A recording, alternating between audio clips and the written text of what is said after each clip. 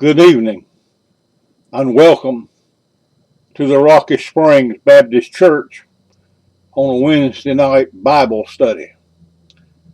I'm not going to be able to do an entire series, and I'm trying to keep it a little bit short so that it'll help people to watch it.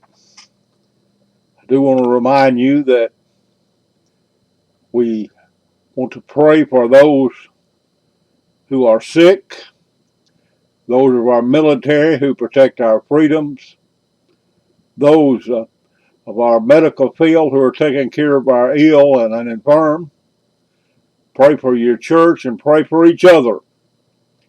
And pray for the leaders of the world that they might reach a decision that we could come together and find a cure, a solution for this problem that we have in the world today.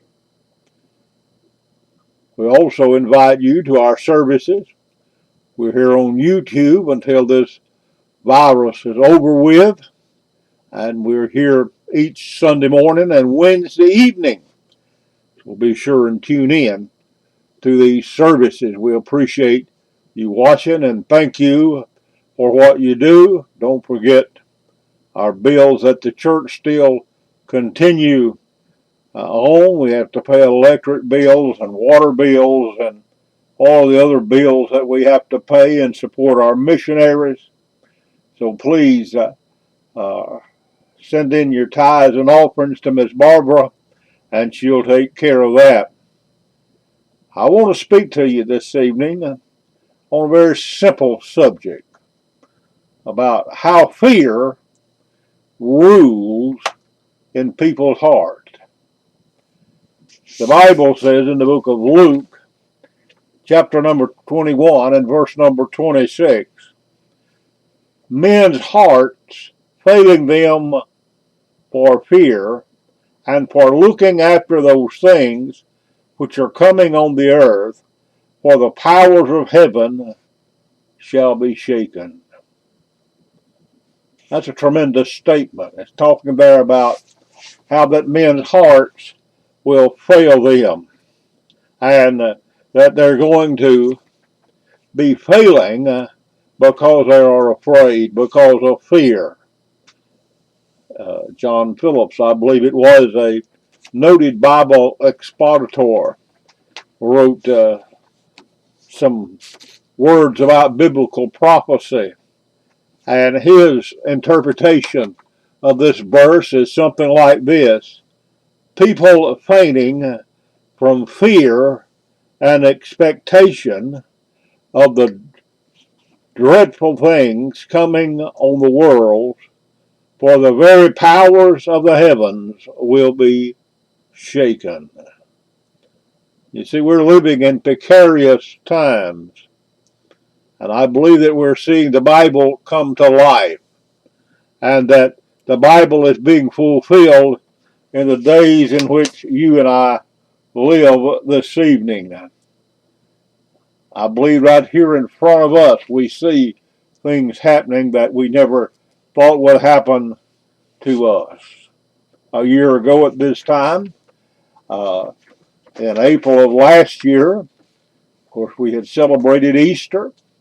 We're looking forward to graduation day and to all of the things that we take place in the summer. Last year in May, I went on vacation. Don't take many vacations, but my son and his wife, my beautiful daughter-in-law, paid for us a trip to the mountains up in the Smoky Mountains for our 50th wedding anniversary, and we certainly appreciate the opportunity we had to go to that. Beautiful time of the year, beautiful place where we stayed, and we do appreciate that. But we couldn't go this year. Nobody's going right now because of this virus that we have going around. We're living in precarious times, times that we never thought we'd see a year ago. Never even thought around Christmas time of the past year that we'd see a time when we couldn't get together on Easter. You know, we always celebrate the 4th of July, and we have a lot of things happen then. I don't know if it'll be where we can do that this year or not. Nobody knows.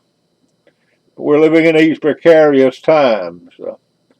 And we're living in a time when we have fearful of the things that's going on. Dr. Walter Cannon was a psychology professor at Harvard University. He was the chair of the Department of Psychology. And he talked about fear. And he talked about what kind of an emotion it brings in people's hearts and people's lives. And basically he called it fight or flight. He said the body has a natural protective mechanism called the fight or flight response. If in the wild an animal is faced with a life-threatening situation, the automatic nervous system responds by increasing the heart rate, increasing the blood flow to the muscles, dilating the pupils, slowing digestion, among other things. All of this increases the chances of succeeding in a fight, or certainly would be a help to primitive humans. But the problems of the fight or flight response, that's the downside, is revving up your nervous system like this. The automatic nervous system uses the hormone adrenaline, neuron transmitter, or chemical messenger to send signals to various parts of the body to activate the flight or fight response. This chemical is toxic in large amounts. It damages the internal organs such as the heart, the lungs, caused by damage to the heart. It is believed that almost all sudden deaths are caused by damage to the heart. There's no other organ that would fail so fast as to cause sudden death. Kidney failure, liver failure, other things won't kill you suddenly, but your heart will. We're living in a time when it's fight or flight, when people's hearts are failing them because of fear. You see, fear then does some things to us. It brings control. When we become fearful, we become easy to control. Now just let me give you a very simple example of this. If you go to the doctor and you're experiencing chest pains, and when you get to the doctor determines that you had a mild heart attack or that you're having some form of heart trouble. He'll say, what you need to do, sir, what you need to do, ma'am, you need to cut the salt from your diet. You need to start walking regularly each day. You need to exercise. You need to watch everything you eat. And if it tastes good, you just spit it out. He's going to tell you the things that you need to do to control your heart. And in a sense, this is now taking control of you.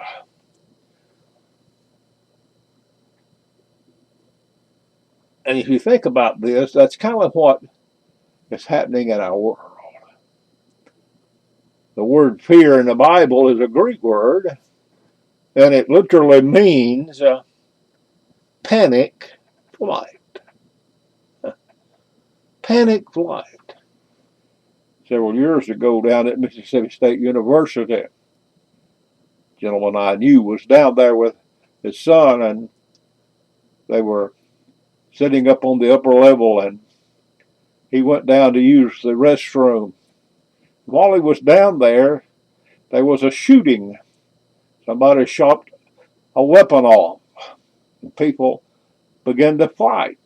And he's trying to get back to his son, and everybody's coming down, and he doesn't know what's going on. So he asked this one man, he said, "What in the world's going on?" He said, "Man, somebody up there shooting a gun." He said, "Well, if my son wasn't up there, I'd get out of here." And the man looked at him and he said, "My wife's up there and I'm getting out of here." That's panic flight. That's a pandemic that we're going to see. And you see, fear is bringing control. It controls, and sometimes that control is out of sight. See, a pandemic is a disease affecting multiple parts of the world. You know, when 9/11 happened, that the terrorists hit our twin towers, we become easier to control. We expect to be searched. We expect to be checked before we get on an airplane.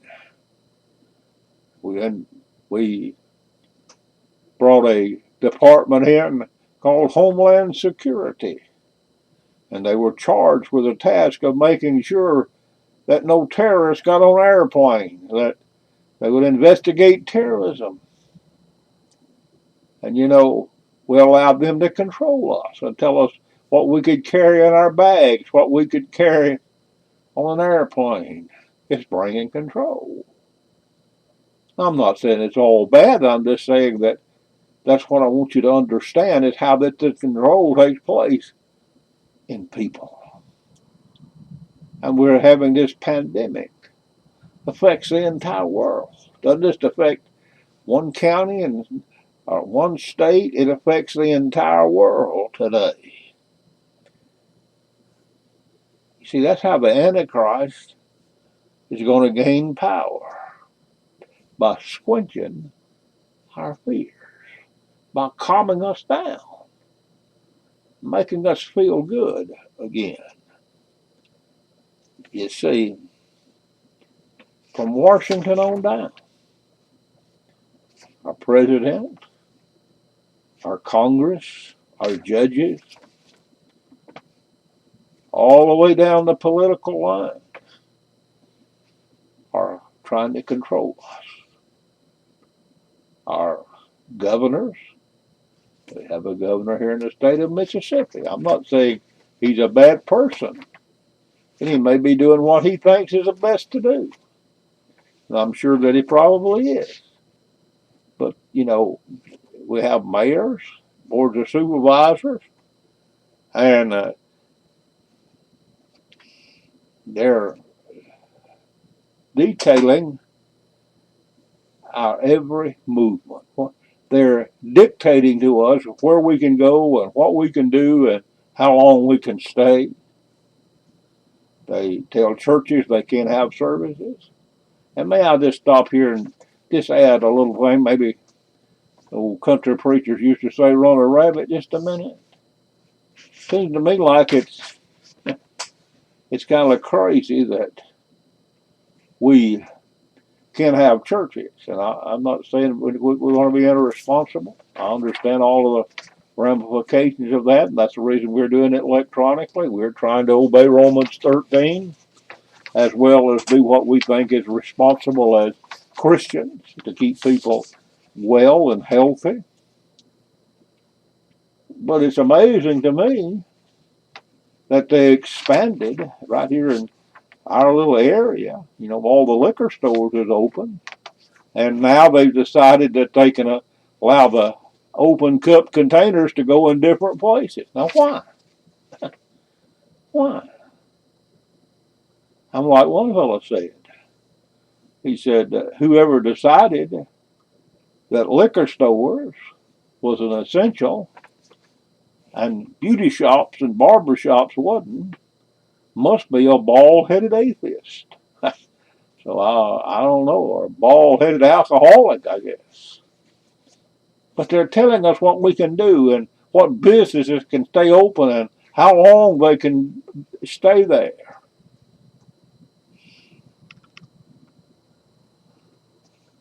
A lot of small businesses. They're telling them what they can do and what they can't do.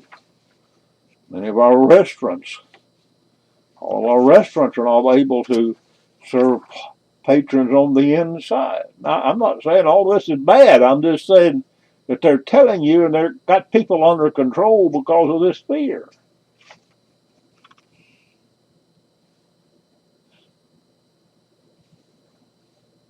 You see, we're taken and we're allowed to be taken over by this. You see, they're assuming and we're allowing control over our lives. In Revelation chapter number 13, verses 15 through 18, John the Revelator says that there's coming a time when a man will have to have a mark. We call it the mark of the beast. And if he doesn't have this mark, then he'll not be able to buy and sell. He'll not be able to go or come. I know a young man who works over in a city here in North Mississippi. And that city has closed down, even had some roadblocks when you come in. And he had to go down and get a sticker and a piece of paper saying that his job was essential and he had to get in. And so they let him in. But he had to have this mark. I'm not saying that's a mark of the beast. What I'm saying to you is, you see how simple it is to take control of people. And when they tell you can't buy, you can't sell unless you take this mark, what are you going to do? We'll talk more about the mark of the beast a little bit later, but you see, it's allowing control to come over our lives. It takes over our minds. What do we hear? Every newscast, everywhere you listen to anything going on in the world, it's about the coronavirus. It's about what's taking place, and it's all the bad news. We never hear the good news.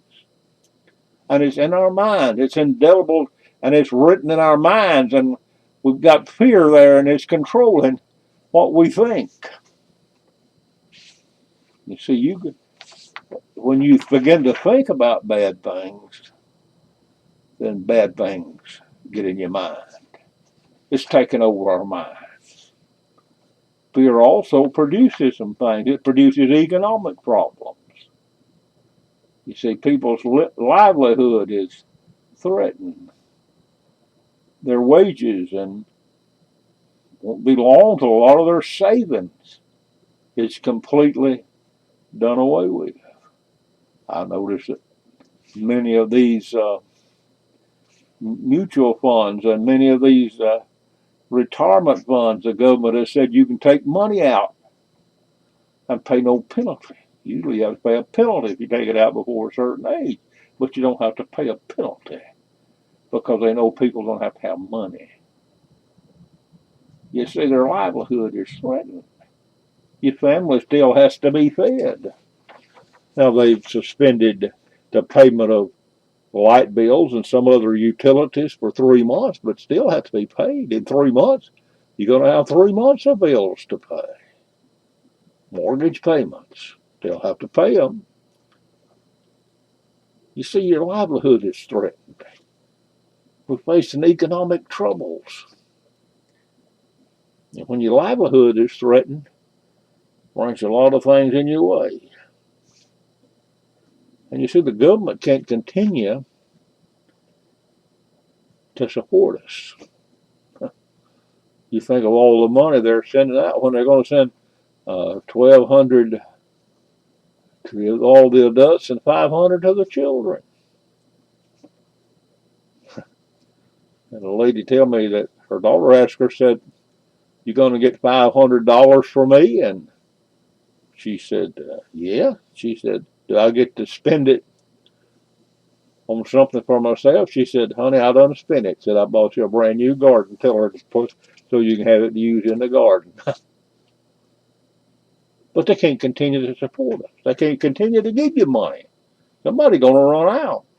Even the United States government. It can't continue because they not only send out these stimulus checks to us as individuals, they also do a lot of other things that's kind of hidden in these bills, like giving themselves a raise and other things. But the government can't continue to support us. Another thing, see, tax is going to have to be increased. You think about this, Mississippi sales tax in January of this year collected $310,754,109. Now you think about how much money that is. That's a lot of money. And now the sales tax is going down, way low. They haven't figured it out for March yet because they haven't calculated it all. But I know it's down. It's got to be down. A lot of businesses not selling anything, not even in business. But you see, we still have to pay our teachers. I'm not saying we shouldn't pay them. They're under contract. They were guaranteed a yearly salary. And they're going to have to renew that contract because if they don't, the teachers will find a job in some other place. So if you're a good teacher, you're going to get your contract renewed and your salary will continue on. You see, we have to do that. We're going to have to pay our law enforcement officers. We still have crime and we still need law enforcement officers. They have to be paid. The legislatures, they're going to be paid. Because whether they need it or not, they're going to get paid. Don't forget that. You see, we've got all of this going on. We got a lot of other state employees. We got the labor employees and tags and all of these other things that have to be paid. So tax is going to have to increase. I'll assure you of that. They've lost all of their sales tax money and all their gambling money. I don't know how they're going to replace it. How they're going to catch up is going to be very difficult. The deficit's going to have to be covered in somehow or the other, and I don't know what they'll come up with. See, many businesses will close forever. They can't weather this storm. And they'll say, hey, it's not worth it. Something else happens, I'll be in the same shape I am now. So, I just might as well not go back into business. I'll find me a job maybe somewhere else. Not even move out of the state. I don't know. But I'm going to tell you, a lot of business is going to close forever. We have ethical problems. Ethics is kind of out of the window today. I've seen some politicians say it's not true, but I'm going to tell you, we've got a lot of price gouging going on. And I'm not saying the local stores are doing it. I know a lot of people who own some of these stores, and I think they're good people. And I don't think they're responsible for it. But what happens is somebody up at the corporate ladder says, hey, we got an opportunity. And they'll increase the price to the grocery store, and the grocery man, the little man down here hasn't got a chance. He's got to pay that price to get it, and then he's got to go up, and then you got to pay his price. I mean, he has to stay in business. Like I told a guy one time, you can sit on the porch and break even. So he has to make money. He has to pay his employees, his light bill, all the other things associated with business. And I'm not saying he's price gouging, but I'll guarantee you somewhere up the line, The big man's making money today. The rich people. You read James chapter 5 sometime and see what God says about that. It's in the book. We see all of that taking place. People do what they wouldn't normally do. I mean, like I told you the other day, and I'll say this one more time. In my honest mind, I never thought I'd see a time when people would fight and shoot each other over toilet paper. That's the craziest thing I've ever heard of in my life. Shoot themselves, shoot somebody over a pack of toilet paper. But you're seeing that. People doing what they normally wouldn't do because this fear is taking control of their lives, and now it's creating ethical problems, and there's, they just go crazy. Creates environmental problems. See, how does it do that? Well, our governor says we're under a burn ban. It's not because it's dry weather. We sometimes have them in dry weather because they're afraid, it'll set on fire. Now they're saying it's because the smoke will get into the air and maybe spread this virus. I don't know. But you think about the problem that it's creating. Some of the businesses won't be able to open because they're going to put smoke in there. And you see, that's the way the Antichrist takes power. He comes in with the answer. I know what to do. He's able to work miracles, the Bible said. He's a miracle worker. And he'll provide an answer for the problems that people are seeing. And that's what we're looking for. You see, as I told you before, he's going to come in with this answer. And people are going to welcome him because that's what they need. He's going to make a promise to do this. And people will come under his spell. Somebody asked me the other day, you know who he is? No, never met him. It doesn't make too much sense, I guess. I ain't met a lot of folks. But I've never met the Antichrist. I don't know who he is. But I'm telling you, he's going to cast a spell that people will come under and follow him today. Be aware that the Bible calls him the man of sin, the son of perdition, the dragon. And he's going to be Satan's henchman, Satan's Antichrist. He's coming in place of Christ with all of the answers that people are looking for today. And you see, when you think about, one more time, you think about pandemic all over the world. You used to wonder, how could it control the whole world? But see, we got a problem in the whole world. So if he comes in and says, hey, I've got the answer, people will get under his spell. Doesn't matter what country they're living in. But I want to tell you, Jesus is the answer. And he's the one I'm looking for. I'm the one that, he's the one that I love. He's the one that's coming back for me. And while I can't say that I don't have concerns and burdens, I thank God that I got a better place waiting. And whatever happens in this world, Jesus has promised that he's got a place for me. He'll have a place for you if you'll repent of your sins and turn to him. And dear Jesus, I want to be saved.